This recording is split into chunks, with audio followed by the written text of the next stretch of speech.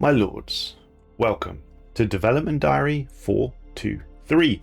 Today we're going to discuss the new megastructure, the Stellar Cannon, Nomadic Civics, and we're also going to explore something quite close to my heart, as we appear to have found the Hyacinth, one of the 6 Ark ships, and the sister ship to the Chrysanthemum, the Commonwealth of Man's original Ark ship. Let's get into it. And we'll begin with the Stellar Cannon, and Grunts at Work is going to talk us through this. The Stellar Cannon is a purely offensive megastructure, music to my ears. It is buildable by settled empires as long as they have an available system with either a neutron star or a pulsar. It requires no ascension to research. What? No ascension to research? Okay. The reason that's surprising to me is, of course, because a Colossus requires an Ascension perk. Let's keep reading. Once constructed, starting from level 1, its functionality remains roughly the same through all 3 levels. First, you prepare for stellar devastation. Pushing this, unfortunately not red button, will move you into the galaxy view with a targeting reticle that you may find familiar if you've used the quantum catapult before. Then all you need to do is target a system that you find particularly bothersome. We can see on screen they are targeting a system with an automated dreadnought in it. Once the target has been confirmed, the Stellar Cannon will start up its charge phase. This opens a wormhole to the target and begins a 140-day long countdown. That's a long countdown. It's almost half a year.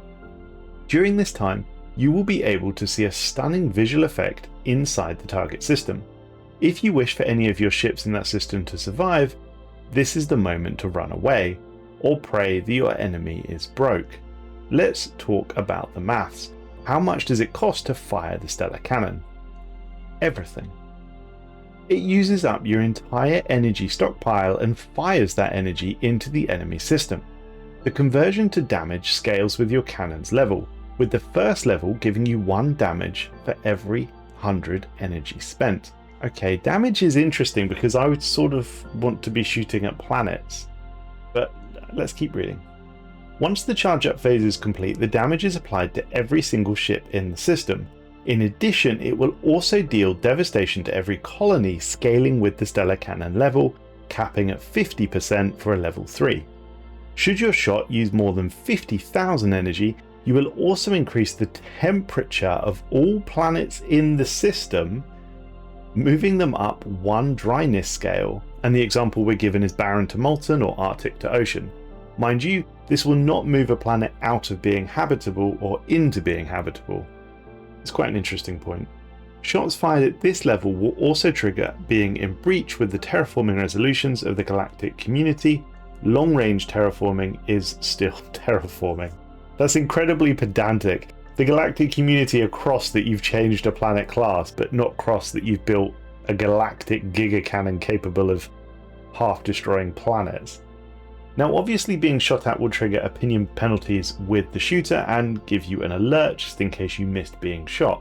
In addition, using the Stellar Cannon will carry small penalties with everyone, because using it is terrifying to the rest of the galaxy. I think that's completely reasonable. Restrictions. The Stellar Cannon's main restriction is its inability to target systems with your own colonies in them.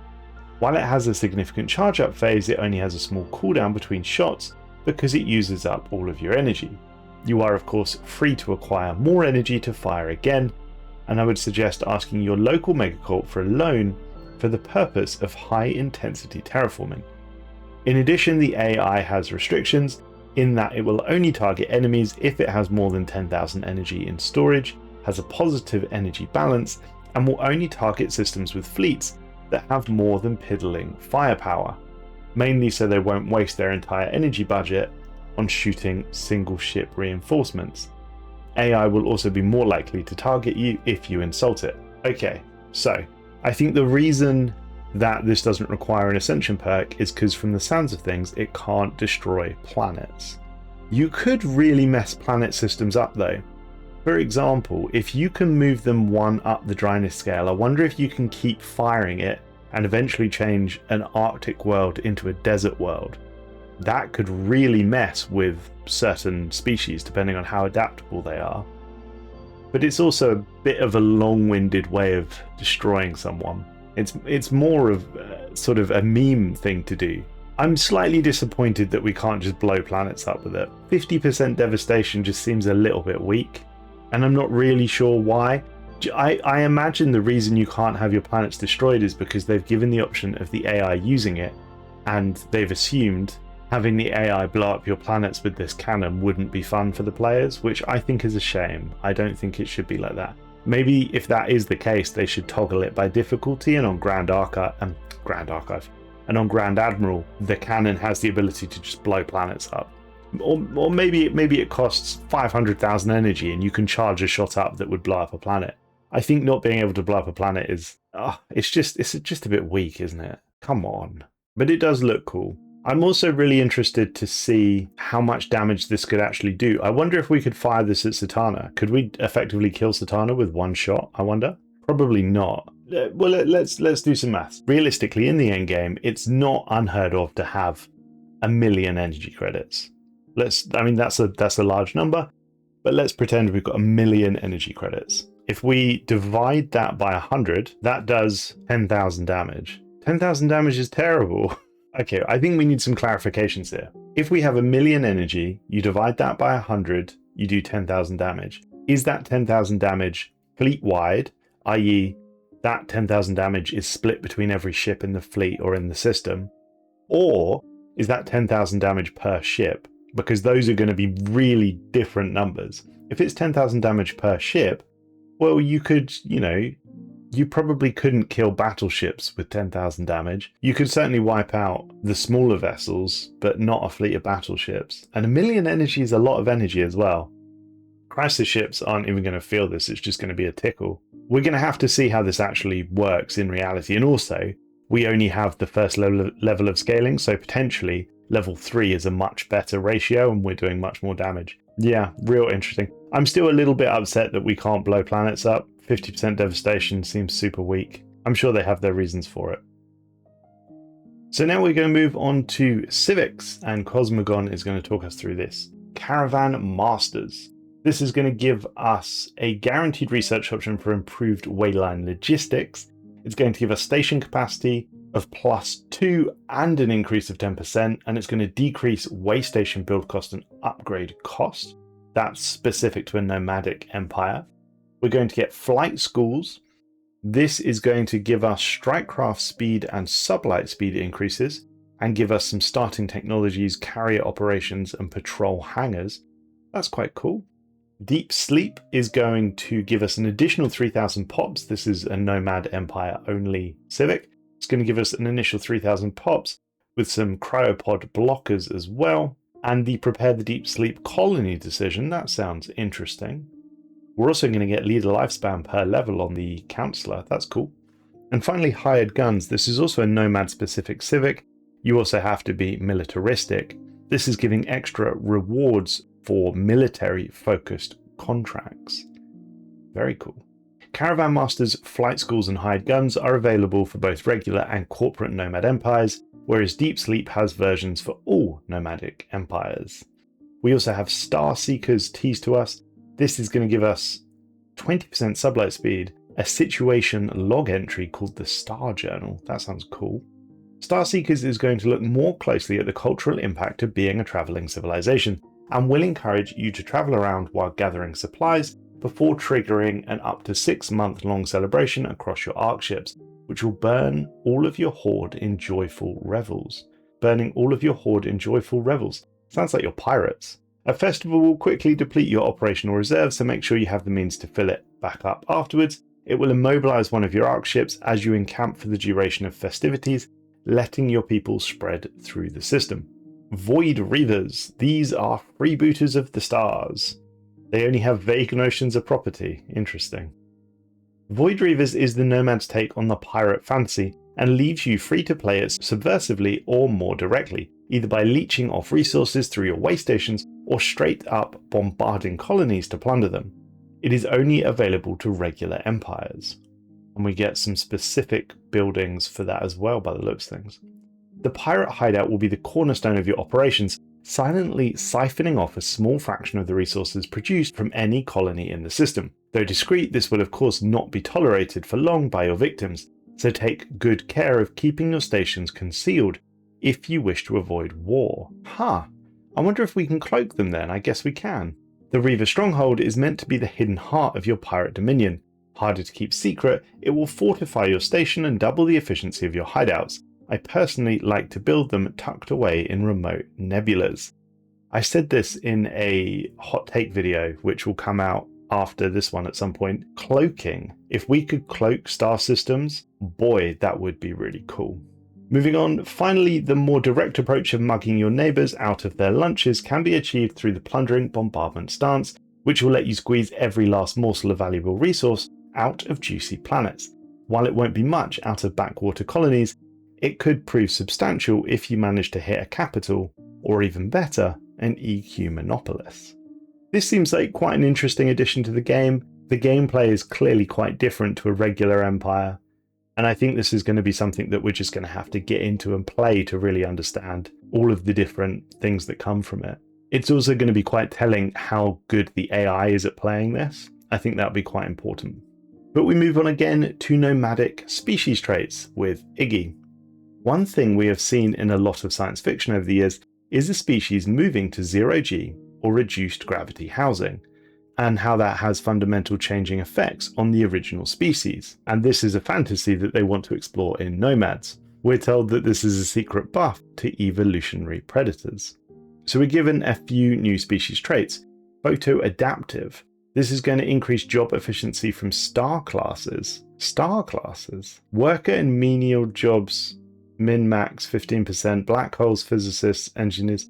So I guess if you have a planet in a system with a black hole or a class M star, then these workers are going to receive those buffs. That's how I'm reading that. I mean, that's very cool. That's very unique. We have the Reaver. This gives a job efficiency for trader jobs, and commanders start with a plunderer trait if they are not xenophile or pacifist. We are shown the plunderer trait. This gives consumer goods or trade for every ship destroyed. We have the terraphobic trait. This will be a Chile specific trait by the sounds of things. Chile is a character in the Stellaris official Discord, for those who don't know. They are entirely opposed to planetary living. Having adapted to life aboard artificial environments, this species finds planetary environments oppressive. Gravity, atmosphere, and terrain pose constant challenges to their frail physiology. This is a negative trait, and it's essentially making the species worse on planets. We're teased a few more. Recursive learners appears to make the species better on ARC ships. Interconnected does a similar thing, but for robots, upkeep and amenities usage. And combat synced does a similar thing. Again, it's a nomadic trait. It increases stability per 100 pops when there is an ongoing crisis. That's pretty cool. Any of the traits explicitly mentioning ARC ships are only available to the species with ARC ship habitability. Many of the other traits, such as Reaver or Photo-adaptive, are available to all, and in addition there are machine variants of most of these traits. The next thing we're going to touch on is how you settle and embark, and this is going to be fundamental to ARC ship gameplay. The databank, which is the in-game help section, has been filled with multiple new entries for nomadic gameplay, so that will be a good place to look when we first launch the game. After finishing the adaptability or versatility tradition tree, you can settle an ARC ship as long as you found an empty planet. Is that planet occupied? Then dislodge them with the war system that we discussed in the last development diary. Interesting, so it seems like an ARC ship won't be able to settle on a planet straight away. You'll need to finish the adaptability or versatility tradition tree. As a settling nomad, we have three options. Settle with this ARC ship, leaving the rest of the ships to a subject, or as a subject. Settle with all the ARC ships, putting all of the populations on one planet, or stay in space, while this ARC ship settles and becomes a settled subject. Okay. That last one is really important. And I'm assuming that it means the same thing with the first one. So, settle with this ARC ship, leaving the rest of the ships to a subject. What I'm taking from that is you settle on the planet with one ARC ship, and the remaining ARC ships become your vassal. It's not explicit, so that may not be how it is, but that's how I'm reading it. The third one, stay in space while the Ark ship settles and becomes a subject, so you will gain the vassal as a planet. That's the sort of how I'm reading those. They do make sense. I do think it's a shame that you can't control both at the same time. I'm sure there are reasons for that. I think this is the next best thing. From the other perspective, things are quite similar. So we get a decision to embark a planet. This is going to cost 500 influence and 10,000 alloy, as well as take 10 years. Embarking costs the same as building an Ark ship and has a very similar logic to settling. The same logic. If you have a single planet, you become nomadic, and all your existing starbases become way stations. If you have multiple planets, you leave behind a vassal, or the nomad becomes the vassal. I think that's very reasonable. And yes, this is the perfect solution for doomsday empires. That's really cool, but I wonder how they get the opportunity to build the Ark ship. I guess they have to research the tech to get there. That will make a really fantastic story. Your planet is breaking.